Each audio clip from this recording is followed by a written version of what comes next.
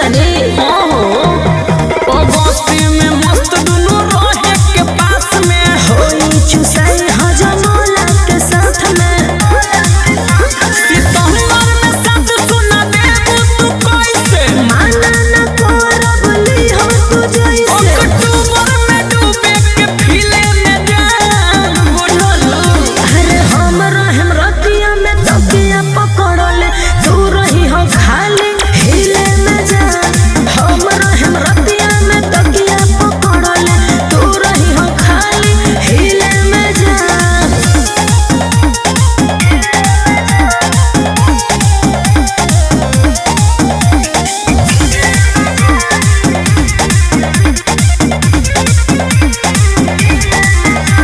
नवंबर दिसंबर में होई कैसे प्यार हो रजाई में घुस रही हो लगातार हो बुझल सब बुझाता